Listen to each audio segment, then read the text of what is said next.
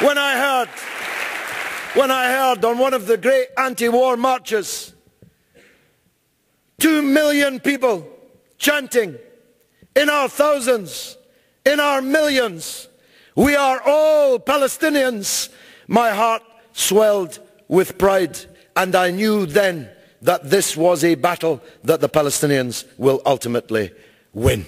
I'm absolutely certain about that.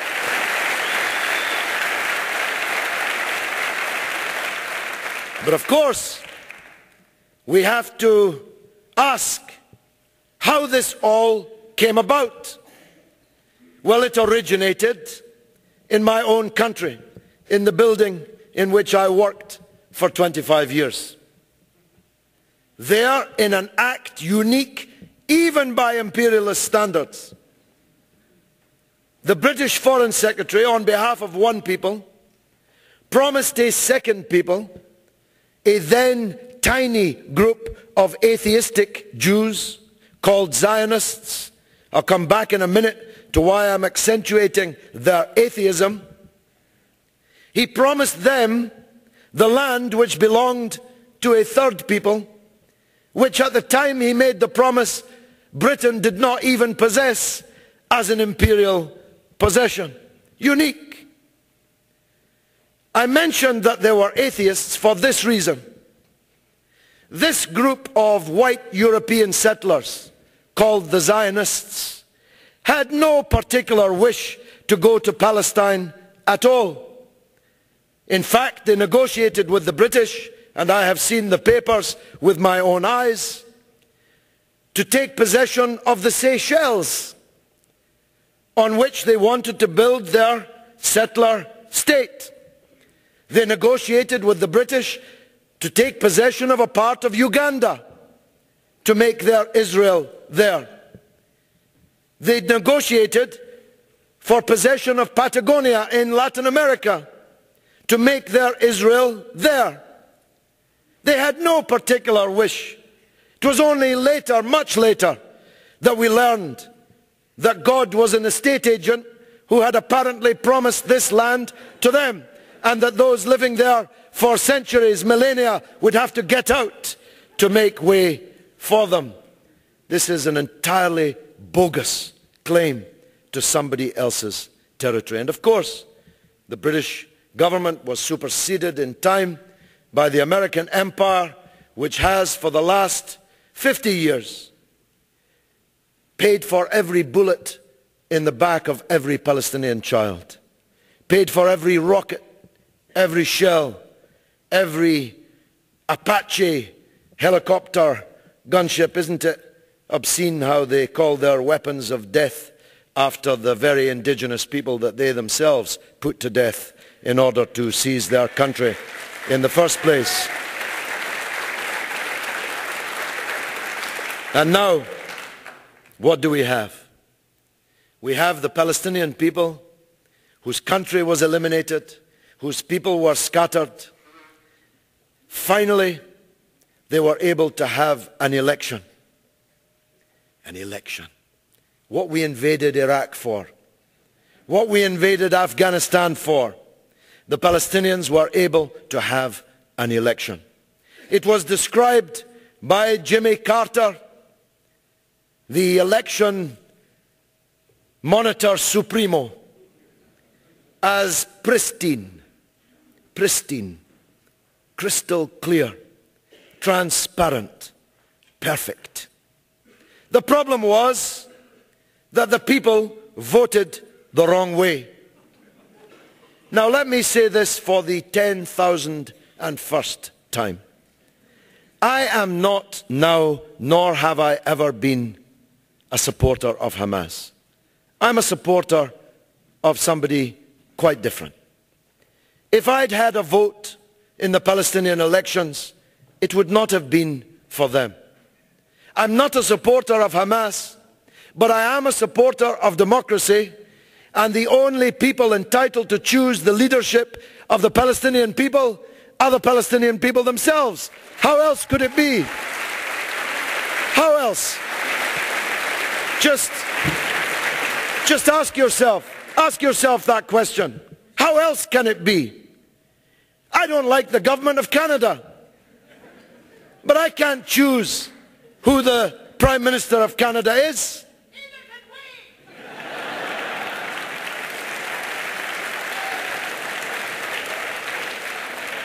Well, even less can I. I can't de-recognize Stephen Harper, pretend somebody else is the Prime Minister of Canada, although the image of Michael Ignatieff just flitted across my mind. Talk about Tweedledee and Tweedledum.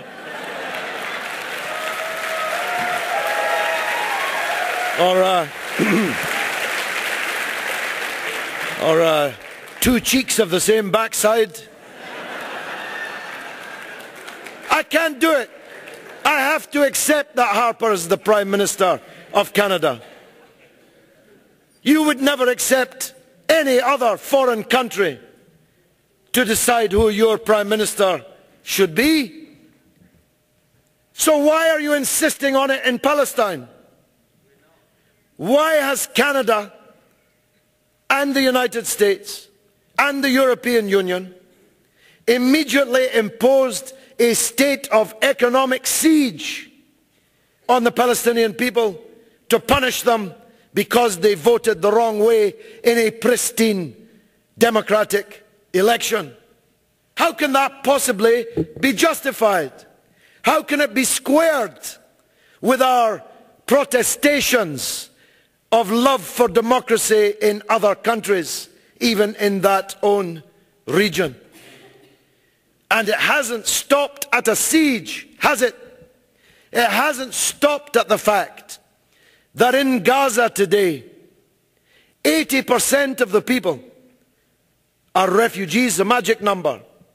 80% of the people of Gaza are refugees and therefore entitled under international law to the protection of the so-called international community. 80% of the people in Gaza are unemployed. 80% of the people of Gaza are living on $1 a day. And 80% of their children are either malnourished or undernourished, according to the United Nations Children's Agency. But it didn't stop there, did it? What we saw over 22 days, from the 27th of December 2008, over Christmas and New Year, was something that hasn't been seen in the world since the end of the Second World War. 1.6 million people were locked up, all doors locked, nowhere to run, nowhere to hide, locked up so that death and destruction could be rained down upon them. Live on television, if you had the right television station.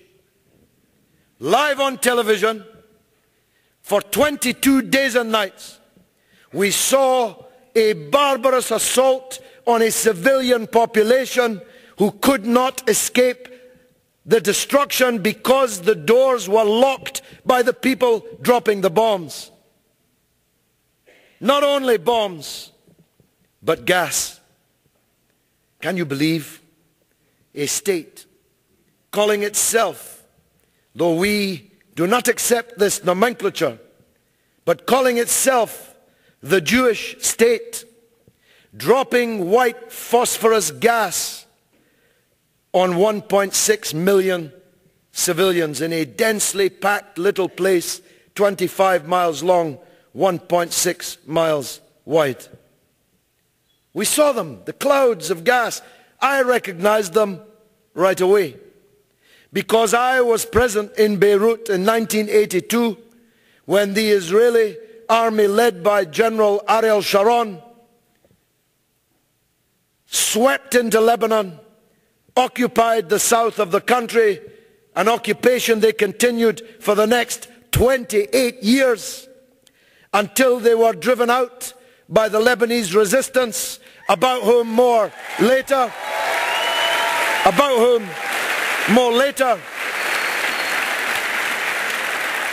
Sharon's army ringed an Arab capital and systematically began to demolish it, reduce it to rubble and ash.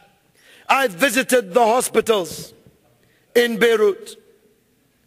I saw the children in their beds breathing white smoke out of their noses and their mouths. That's what white phosphorus does. You breathe it in, you can never get it out until you have cooked to death from the inside. They literally bake to death from the inside.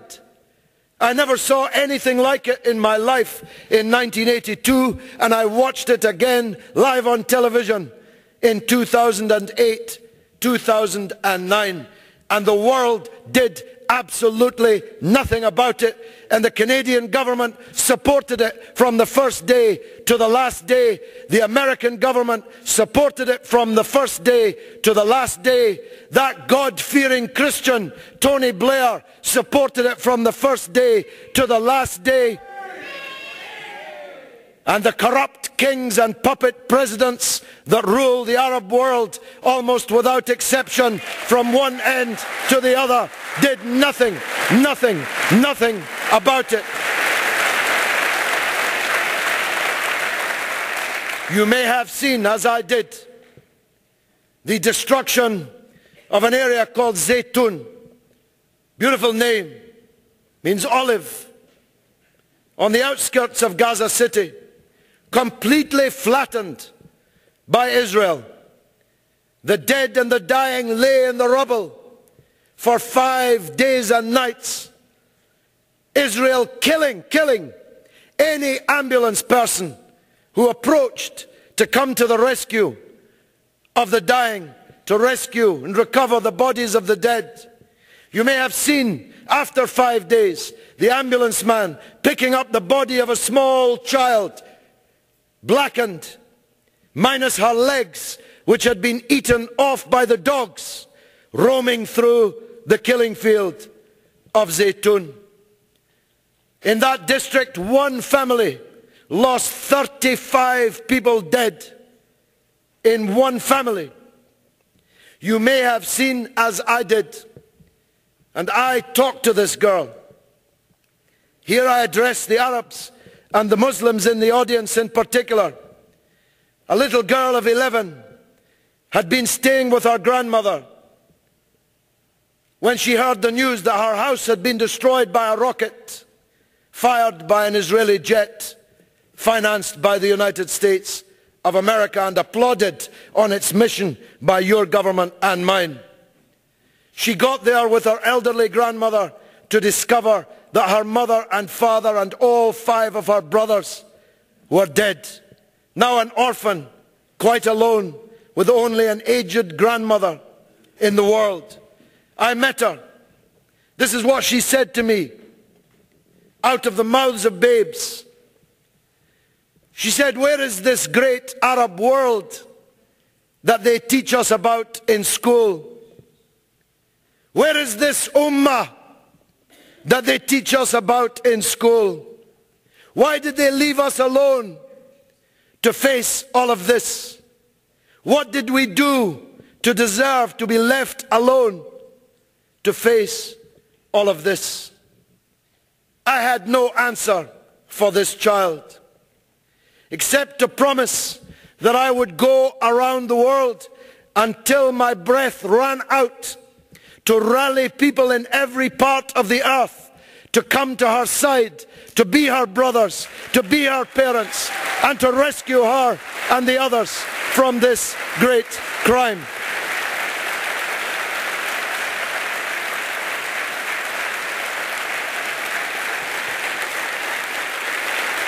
And that's what we have done.